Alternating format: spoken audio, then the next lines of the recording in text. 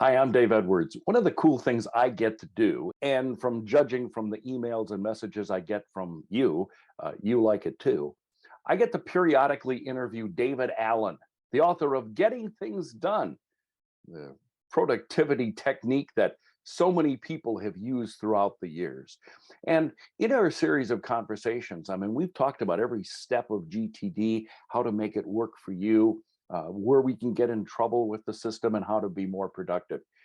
But I've always kind of wondered, uh, how did David come up with this? How did he research this? And really, what's his background? When did he get to the point of saying, I need to research productivity? So, in the most recent conversation I had with David, I said to him, let's put GTD aside and let's talk about you, your background, and how you came to discover the principles that we now use as part of GTD. But what I really wanted to do this time was talk about David Allen and get a little bit of your background because I think that that might help us understand how you got to where you were. And I went online and I found some really fascinating things about you. And of course, when you go online, some may be accurate and some may not be. So this is your chance to correct the record. But you're a Louisiana boy. You betcha, Dave. I grew up in the South. You know, absolutely. And as soon as I talk to anybody from Louisiana, my eyes get really flat. And I just find it's just a lot easier way to talk because that's just sort of the natural way you're going to talk. Let the gravity do its thing with the way how you express yourself. So I got no problem with that. And So I love the bayous, and I loved growing up there. It was great. I wanted to get out of Louisiana as soon as I could because this is the 50s and the 60s. And so, thank you. As soon as I had a little bit more of a worldview, the South was not the place I particularly was interested in being from yeah. or spending much more time in. So, What was it like but growing up there? oh, I don't know. It's like growing up anywhere. Kids just make their world, no matter what kind of world they're in, as long as it's not total suffering. And a lot of the kids that are dealing with stuff that these days. But I had my dad died when I was young. I was 9. He'd been sick for years, so I didn't have a close relationship with him anyway. And my mom decided to raise me and my older brother, was 4 years older than me, decided to raise us by herself. She didn't get remarried or think about any kind of other relationships until I was way in my teens and many years later. Uh, so was raised pretty much by my mom, and she was great. She had and uh, early on it was you I had she had been a high school teacher in her early years, and that's part of what she'd done. And I had numerous aunts and uncles who were teachers, both in the grades, K through 12 as well as universities. So I sort of grew up with a bit of a spin about academia, and I also like to please people. So I said, how do I please people how do I please my teachers? So I became a good grade kid. So Ah, I made straight A's and did all the right stuff. Figured out that early on, what you do is you work really hard the first 6 weeks and make a really good grade, and then you don't have to work hard the rest of the year because the teacher thinks you're smart, and so they automatically sort of frame the world for you to make that easier to make good grades.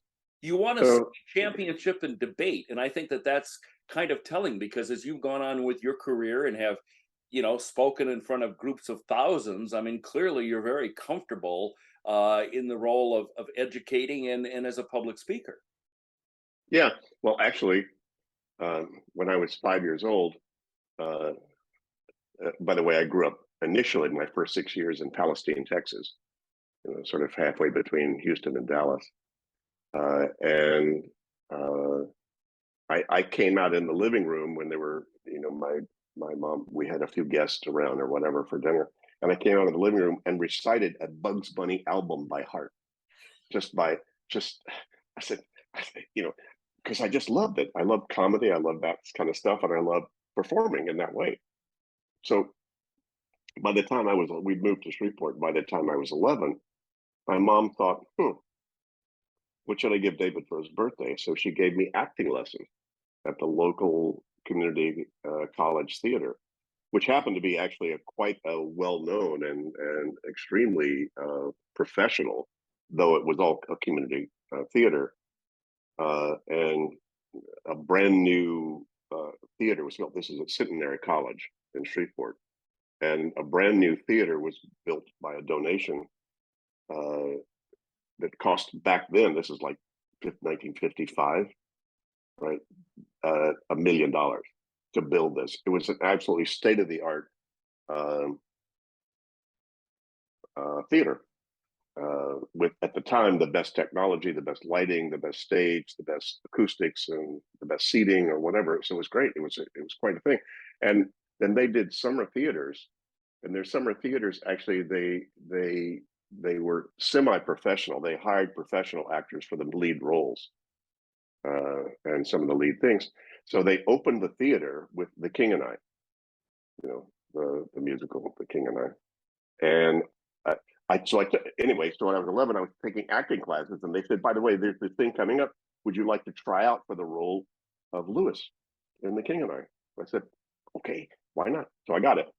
So I played Lewis in The King and I all summer. And this is when I was 11. So golly, 1955, 56, whatever, the whole summer. And I got to live in the theater. It was like wonderful. And my mom was just so good. We had trolleys that could take me to the theater, and just by myself.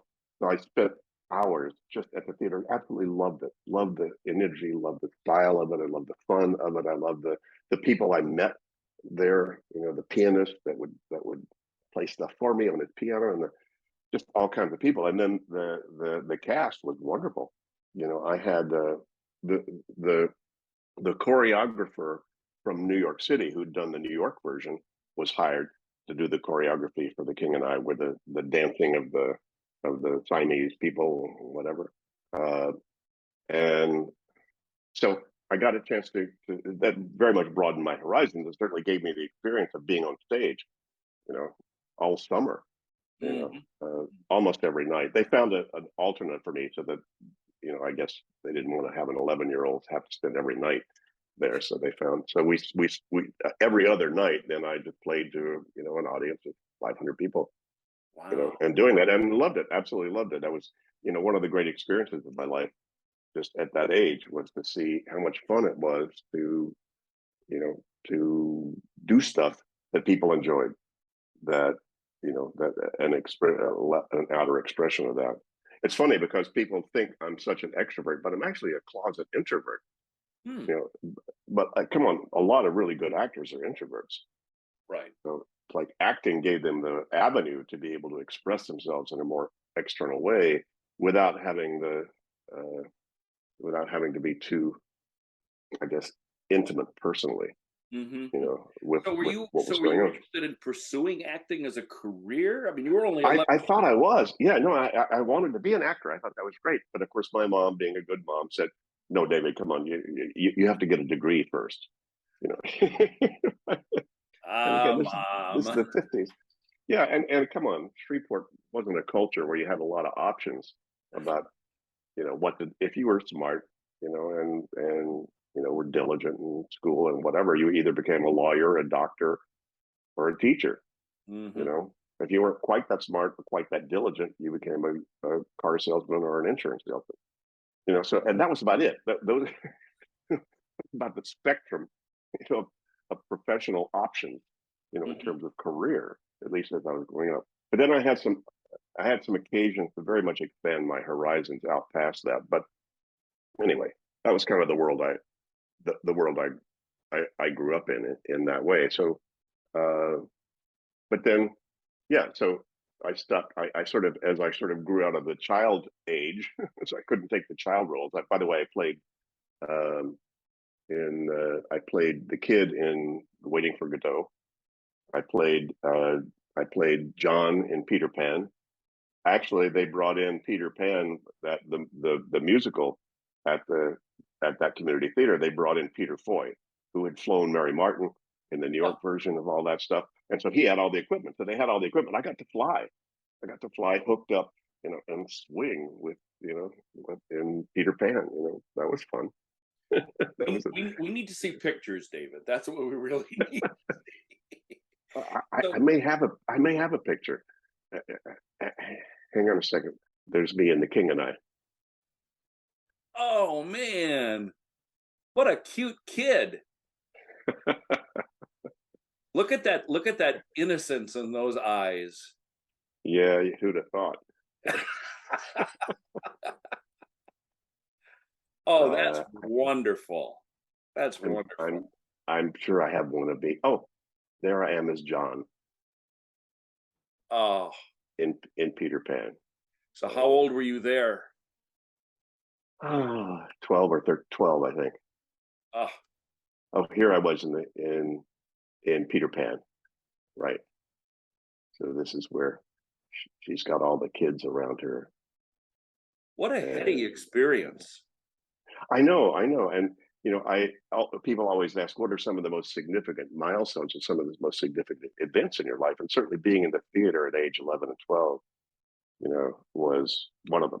Sort of, Yeah. where I experienced the fun and joy of being involved with people doing that kind of work, and having that be, fun and uplifting to people who engage with it. So I was only in one theatrical performance in my life. It was in my senior year of high school, and the only reason I was in it was because a girl I liked had a role in the part, and so that was my strategy.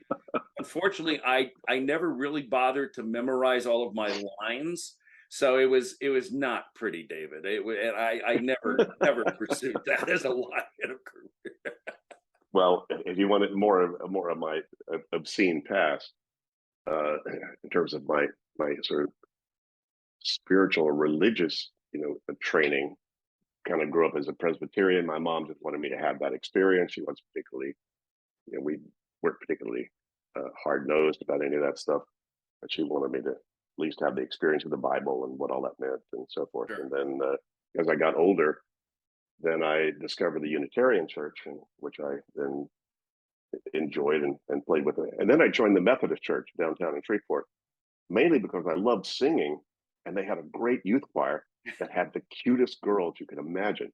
So, so a lot of my a lot of my religious training was based upon my tracking really cute girls in the youth choir Yeah, in the Met. we're all a little guilty, aren't we? Mea culpa, mea culpa. Yeah. What did you study at you went to school in Florida for your undergraduate work. What did you study? Well, I started out as a philosophy major, but then I got again, sort of somewhere along the line here, along the way, some of the other things that were very influential on me uh, were, uh, well, we had an exchange student, a foreign exchange student from Germany in our high school in Shreveport. And I thought, well, that's kind of cool. And she was a neat lady and it was fun talking to her and meeting her. And then we thought about, well, maybe there's an opportunity. I could be an exchange student. That'd be kind of cool. So I wound up applying with American Field Service, AFS, still around actually. And back then, most of the U.S. kids that were going abroad with families went in the summer because most international, families outside the U.S. would only be willing to take an American kid for, 2 months or in the summer, because otherwise you had to be responsible for them all year. But I applied for the all year thing and got chosen. Actually, some family just said, "Okay, we like this kid." And there were only 300 of us from the whole U.S. that year that went internationally for a whole year, and it could have been anywhere. Turns out, Zurich for me, Mm, a Swiss family. So I just picked it up. That's why I was very familiar. I'm very familiar with Switzerland and the culture because I lived in a year with a Swiss family, when age 17 and 18, uh, and had to learn as much German as I could to try to get by. And then I learned a bit of Swiss German so I could be a little more social, with the Swiss. By the way, I was there the night Kennedy was shot. mm, This is 1963. In November, October, November, something like that. Quite traumatic for my Swiss family because people in Europe loved Kennedy. sure. And so he was quite an icon for them. So that was a big experience because I went to school. It wasn't an academic program; it was really a social program that you just lived with the Swiss family and you went to whatever school that the kids in the family went to. So it turns out it was a pretty sophisticated family, and the kid, went to Real Gymnasium Zurich, which is one of the top 3 university schools in Europe. Mm. And so, but so I'd go to that school and try to make sense out of a class being taught in German, and yet people are speaking Swiss German when the class stops. Anyway, that was a little stressful to try to figure that one out. But it was a block from the Kunsthaus in Zurich, where I'd walk down a block and sit in a room of Monet water lilies, and then walk down 2 more blocks to the Cafe Odeon, where Dadaism started, where Jung wrote, and where a whole lot of the sort of European culture in the early 1900s. It was a really central kind of a cafe and spot.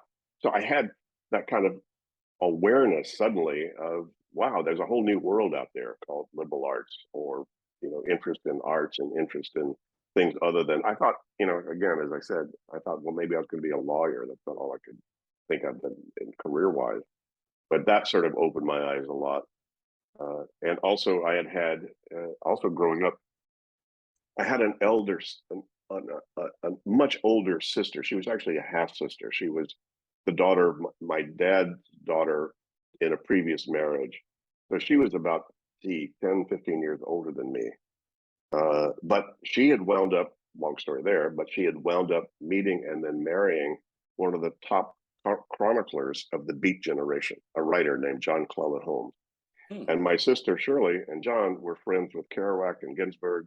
As a matter of fact, my half brother-in-law, John, with Kerouac, they had coined the word beat in New York City, walking along, in Central Park or whatever, and seeing somebody going like that and say, "This guy's got the beat," and that's where the word beat showed up for that whole generation. So I had the opportunity to go visit, my sister and her husband John.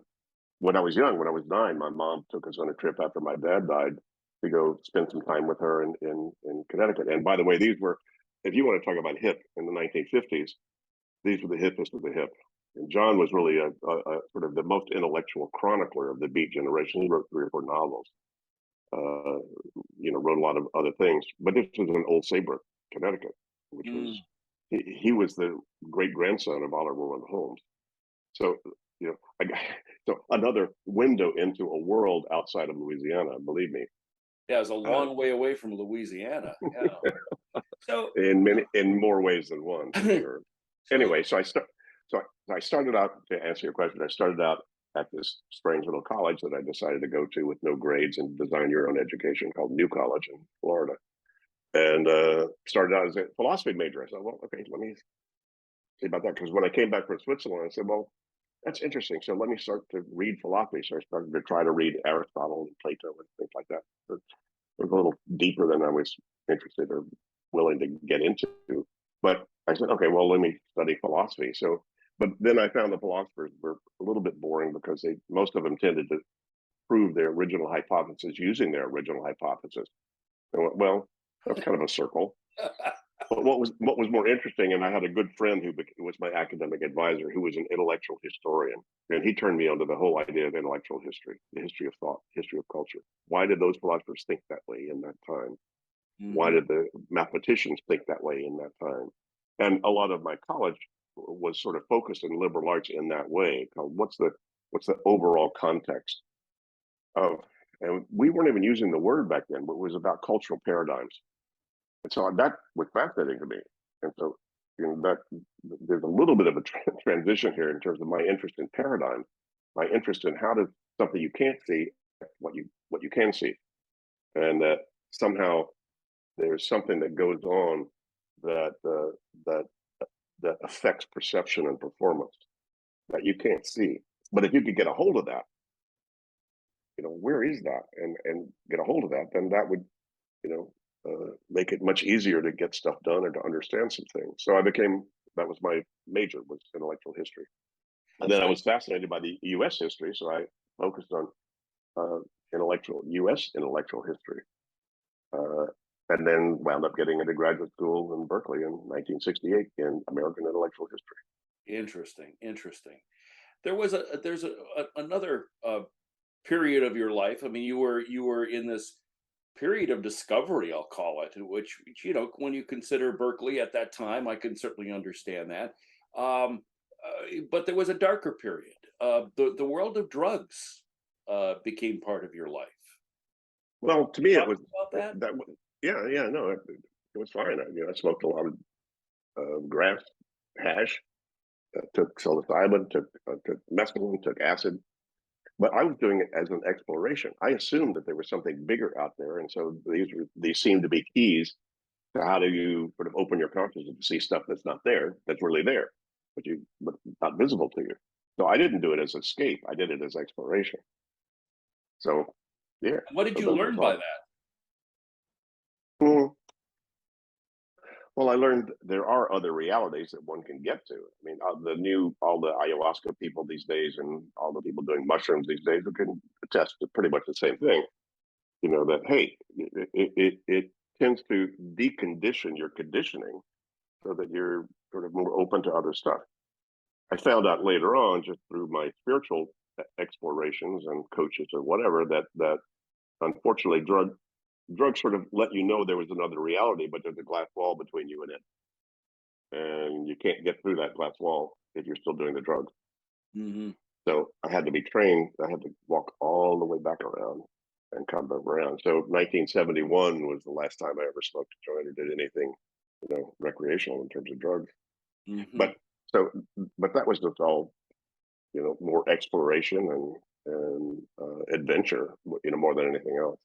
Maybe you hit on the right word there, adventure, because as I think about your growing up, there's a lot of adventure in this. I mean, I looked at the long list of jobs you have in your bio that you have. I mean, steady employment was probably never a plus for David Allen. I mean, you just ran the gamut. Yeah, yeah, I You did. were an You know, adventurer. I guess so. But again, my personality is not so much. I'm not really. I'm not really kind of. I guess I am. Every once in a while, I just decide to jump off the end of the pier and see whether the water's deep or shallow. I don't know, just because I get inspired to do something like that. But it's not like my lifestyle is like that. Come on, I made straight A's. I in school, I was everybody's friend. I was probably one of the most stable people you'd ever meet. Until I kind of, you know, ran off the rails later on by, going into more deeper exploration of myself. Yeah, yeah. So I got to get now to the point where you're we got to get closer to GTD. So at what point, Okay. as you're going through all of these experiences, and you worked as a moped salesman, you worked at a restaurant, you had a lawn service company. I mean, all of these. At what point did something click where you say, I gotta look at productivity? Well, the point that came when after I, again, as I've told many people, I was a good number two guy. Once I dropped out of graduate school to go explore myself, got a black belt in karate or whatever, but they weren't paying people to explore themselves. I had to pay the rent. So I had some friends that had their own businesses. They started small little businesses or whatever. And so I became a really good number two guy. That's where a lot of those jobs came from. I helped a couple of friends start a restaurant in LA, helped a friend of mine, run his landscape company around Southern California, et cetera, et cetera, et cetera. And, but I'd come in and look, I'm Mr. Lazy. So I would just come in and there's just a part of me that said, how much easier can we do this? Can we leave a little earlier today if we fix this system or this way of we're doing things? And so now they call that process improvement. Well, duh. I just said, let's get out of here earlier. And so, I'd wind up helping them improve their systems in terms of how they were doing what work they were doing.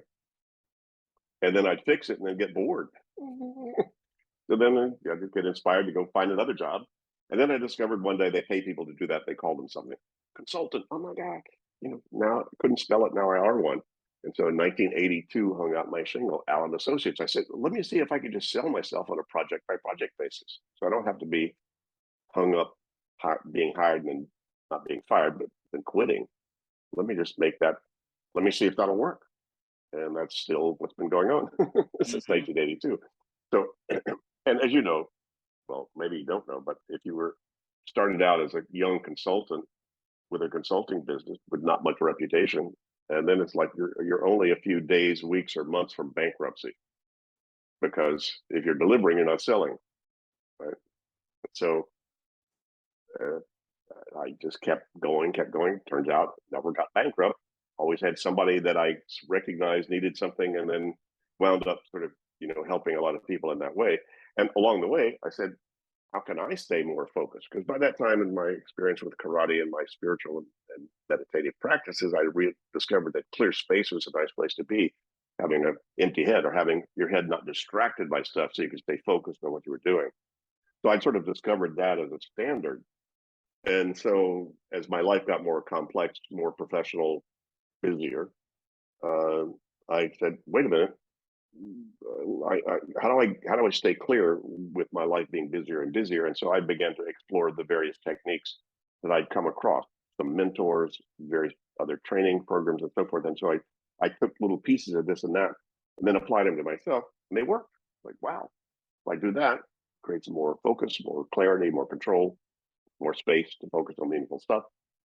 So I wound up then turning around and using those techniques with my consulting clients, and it turned out that produced exactly the same result. For whatever reason they brought me in, if they had a clearer head, had more of a sense of what they were doing, they would answer their question better than I could.